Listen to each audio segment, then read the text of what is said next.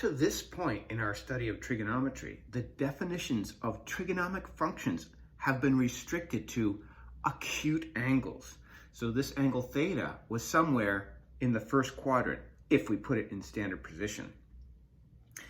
Now we're going to start to look at angles of any measure. So they could be acute or obtuse or extremely obtuse. This happens to be a second quadrant angle in standard position. You can see that when I say standard position, its initial side of this angle is on the positive x-axis. And the angle is positive because we're opening counterclockwise. If we are dealing with an acute angle, then the definitions that we're going to go over now agree with everything we've said so far, so we don't have to learn anything new. If this is our obtuse angle, we're going over to some point here, xy.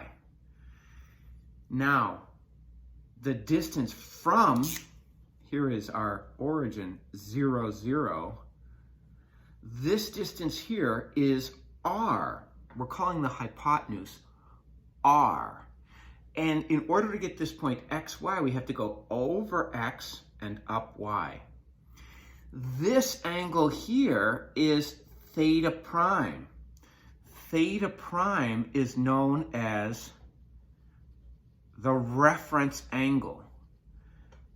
And the reference angle is trapped between the terminal side of the angle and the x-axis.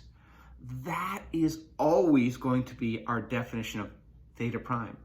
By the way, the reference angle theta prime is always positive. Sort of like our hypotenuse, r is always positive. This angle here, no matter where it is in the circle, we're going to call it positive. Notice, this is not necessarily a unit circle because the hypotenuse here is r. If I took this point and I drew a circle, it wouldn't necessarily be a circle of radius 1. We are going to take our cobalt black eyeballs and look through the reference angle. Now I'm looking through this angle in quadrant 2.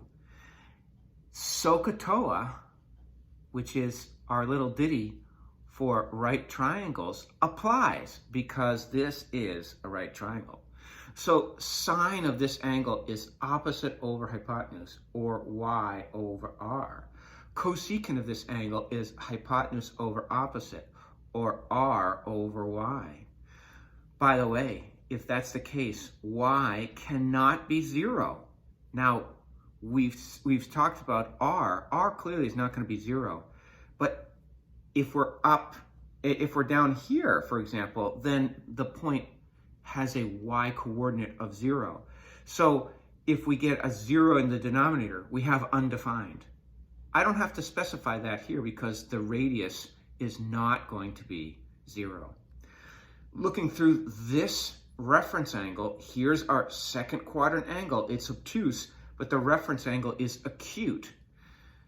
Cosine is adjacent over hypotenuse, or x over r, which means secant is hypotenuse over adjacent, r over x, and clearly x cannot equal 0, or we have undefined.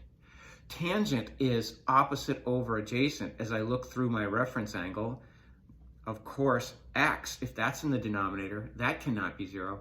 And cotangent is x over y. That's adjacent over opposite. And clearly, I have to specify that y cannot equal 0. When do I not have to specify it? Well, it's when I have r, the hypotenuse, or the radius in this case, if it's a circle, in the denominator. But otherwise I do, because y or x could be 0.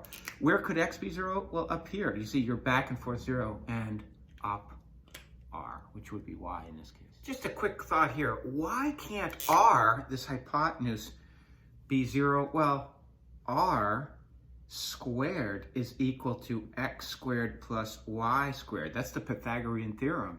So r is equal to the square root of x squared plus y squared.